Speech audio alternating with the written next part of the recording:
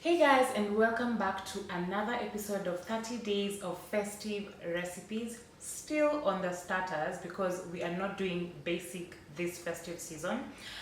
Today I want to show you guys how to make a roasted butternut squash soup. It's really simple, comes together very quickly, and that's what we're looking for in this festive season. I don't want you guys to be overwhelmed with cooking, so let's get to it. So for the ingredients, we have, of course, our butternut squash. This is a big one, and since I'm not hosting today, you're just shooting, I'm going to use half of this.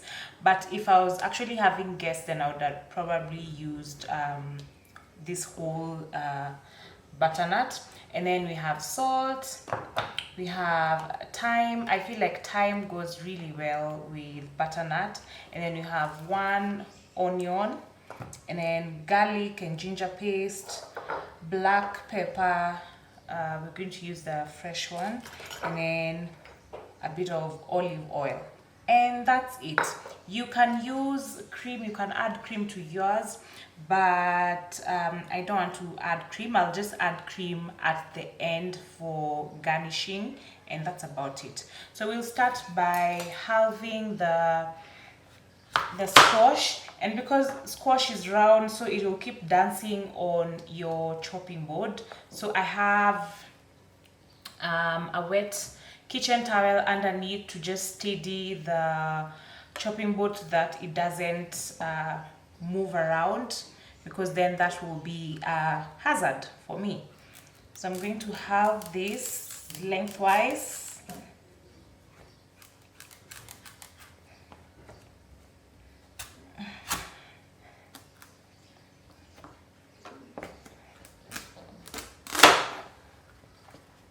Okay, like so.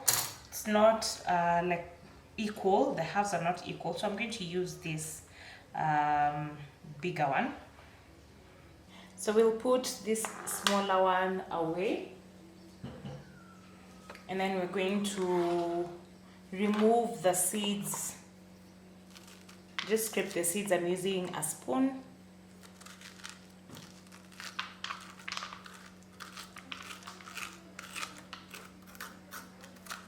And as I'm doing this, I've already started preheating the oven, because remember, this is a roasted butternut soup. So we're going to roast it first.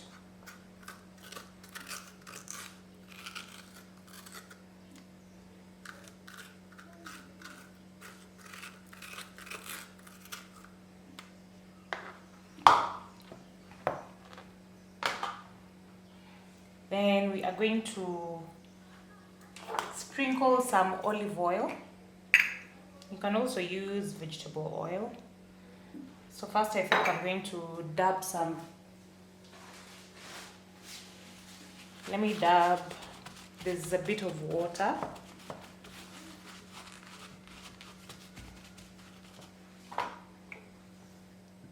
Then I'm going to sprinkle our olive oil and just rub it all over.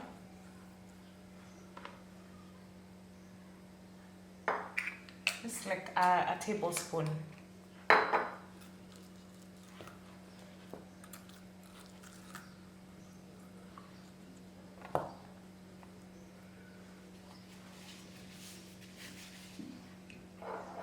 And then we add our black pepper,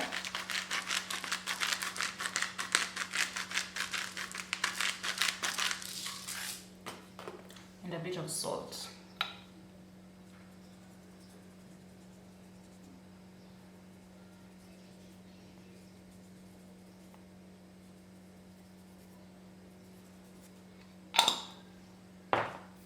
Okay, so we're going to put this in the oven with this side facing down, and then we're going to roast this for about 40 to 50 minutes until the flesh has become softer, so that you're able to just scoop it out.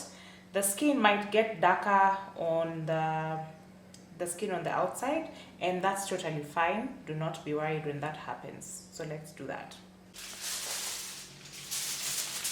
So this is not necessary, but I'm putting foil just so that it's easy for me to clean up.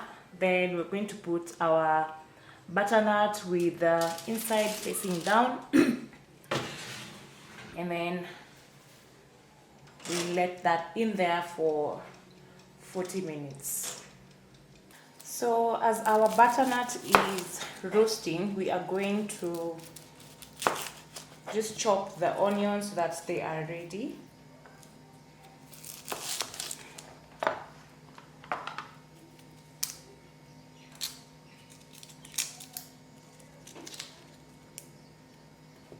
I think you can also use leek.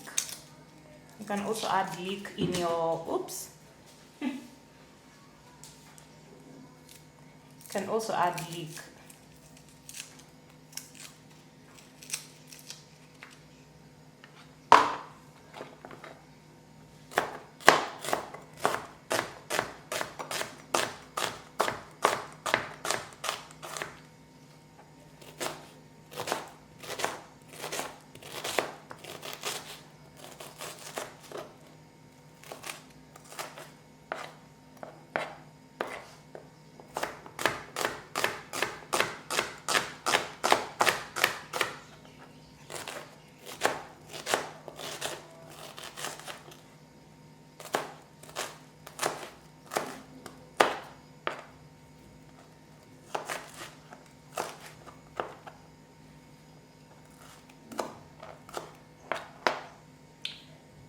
Okay, so we'll come back after the butternut has roasted after like about 40 minutes, and then we'll proceed with the next steps.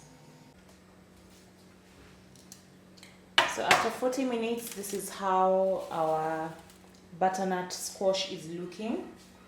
And I just want to test if the flesh has softened, and you can actually just see. So easy to scoop it out. So we let this cool down a bit because we need to fry the onions, and then we proceed to the next step. So I'll put this aside.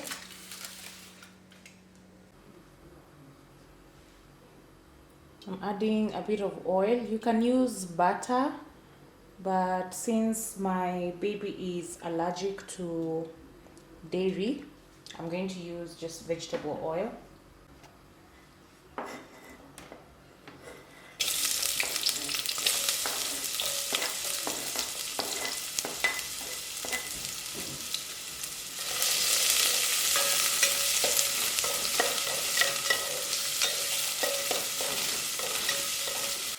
So we're adding a little more black pepper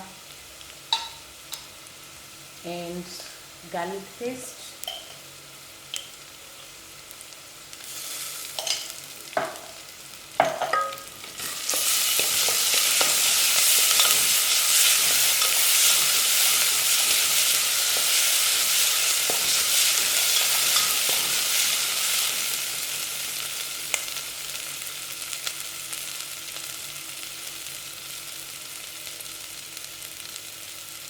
And just let that cook for a few seconds, and that will be it. I've also decided to add some little nutmeg. Nutmeg goes well with butternut. And that's it.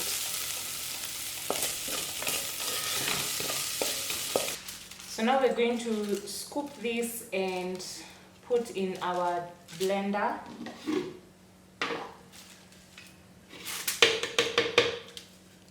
Has cooled down a bit. I wanted it to cool down because one, my blender doesn't have a glass jar, and then so that it's also easier for me to be able to hold it.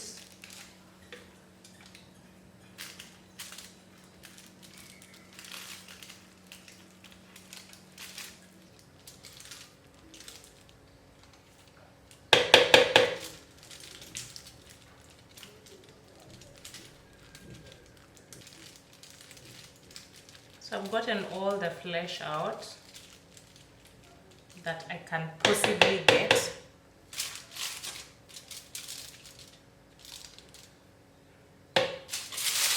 put this aside.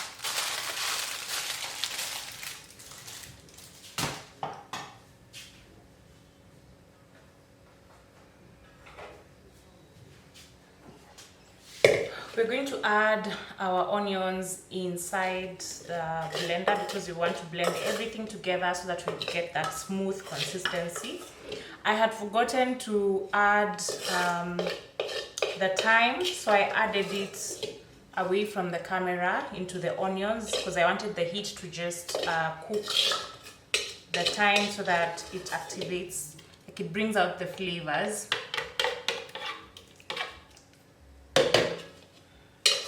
Aside. And now we're going to add you can either use stock like vegetable stock, or if you know everyone who's going to take the soup is not allergic to, let's say, chicken or beef, you can use actually chicken stock to add some richness to it. So I'm going to add, I don't have vegetable stock, so I'm going to add water. So we'll blend this, then we'll adjust the seasoning once everything is blended.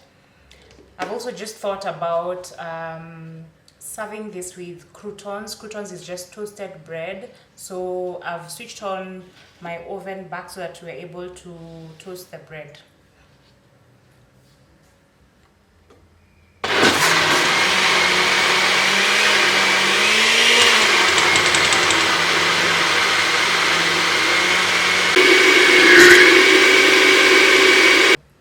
So now we're pouring back the soup back into the pot to heat it up, and also so that we can adjust for seasoning if need be.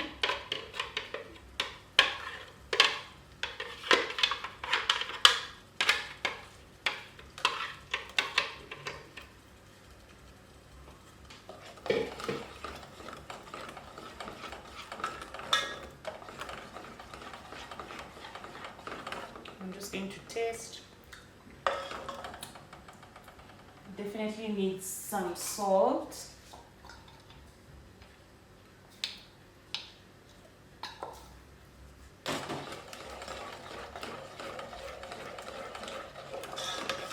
You can add cream at this point to make it a cream of butternut soup.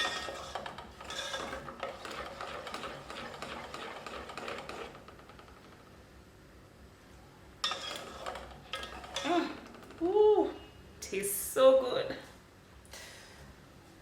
So yummy.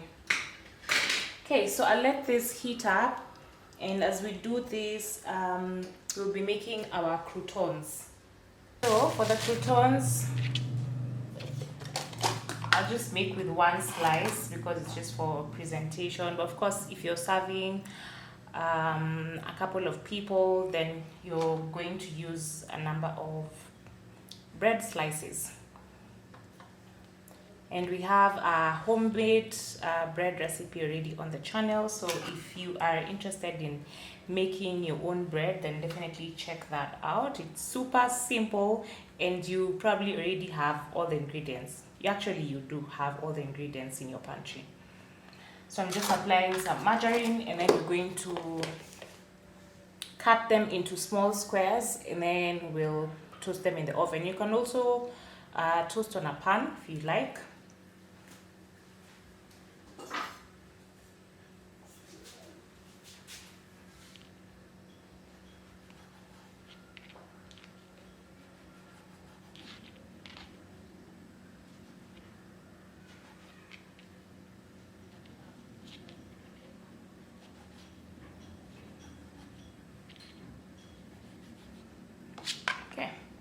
So we'll put this in the oven and toast them until they are brown. Our croutons are ready, and so is our soup. So we're just going to serve. Can you see how thick it is? If you want it a bit lighter, you can thin it out with more stock. Now, because this is a starter, you'd ideally serve this in smaller portions so that your guests don't get too full. Then we're just going to garnish with a bit of black pepper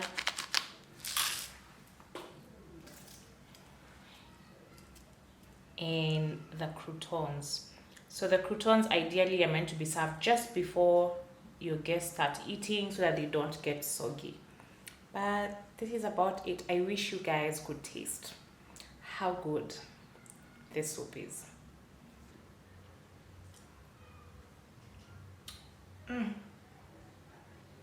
Guys, so good. But don't take my word for it. Try out and let me know how you find it. This is definitely a really good option for starter that will wow your guests and make them just look forward to the main meal. Until the next episode, goodbye.